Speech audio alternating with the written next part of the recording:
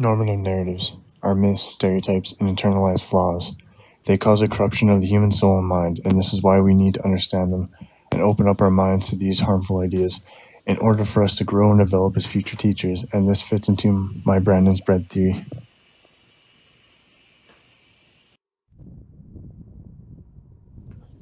I discovered that I'm poor, white, cis male, and heterosexual, and I also learned that I keep these attributes with me my whole life. This is part of the intersectionalism theory that Audrey explained. I learned that my whiteness means I must help others with awareness of normative narratives and the damage they do in order to fight back against the lingering after effects of colonialism, white supremacy, and finally racism. All of us must contribute to spreading awareness.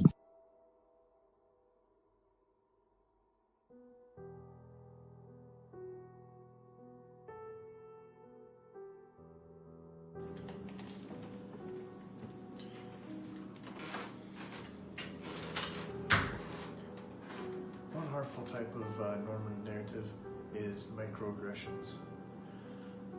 Microaggressions cause subtle change by deceiving us and others by appearing innocent. One very big example is benevolent sexism. An example from Do You Live in a Teepee? Racial microaggressions. Most often are intentional and indirect, and oftentimes invisible to perpetrators. Not all microaggressions are racial based, but they do affect a lot of the less fortunate individuals subtly. It took me a while, but I started to notice my own microaggressions. Ever since I was a child, I had struggled with asthma, and this is my dishuman trait. Most of my life, I was told to suck it up and that I would grow out of it. This caused me to suffer more than anything. This class helped me explore this sensitive aspect about myself, something I still keep hidden with me, and I hope one day I will be able to embrace my dishuman trait, but I disagree by calling it dishuman because it is transhumanism. I think it was hard for me in the beginning to see my own whiteness because we are taught to bask in our whiteness and privilege subtly with microaggressions. However, this class made me see my intersections better, like how Sensei wrote. If we are white, we receive constant messages that we are better and more important than peoples of color.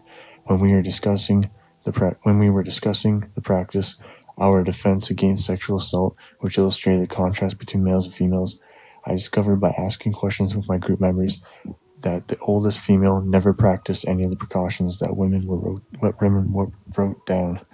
However, the youngest practiced quite a few, so I theorized that old women are more privileged than younger girls, and this highlighted an issue that Sensei's text does not explore ageism, and I would love to see statistics. So, I'm going to explain to you Brandon's bread theory. Now, I don't have bread on me right now. Pretend this box is bread. So, a person is like bread. They absorb water. Bread absorbs water. Like a person absorbs normative narratives. They eventually expand. These normative narratives cause problems as they cause problems in a person's belief system. They cause problems how people treat others. And we need to wrap the bread in a protective bag, plastic bag of awareness, and that awareness protects the bread from mold or normative narratives, the person from normative narratives or myths or stereotypes, and it protects them from being diluted or infected with these negative beliefs in society. And this is what I learned in ECS 110, was that we have to spread awareness, protect ourselves from being harmed by these normative narratives. Thus, bread wrapped in a plastic bag being protected from mold.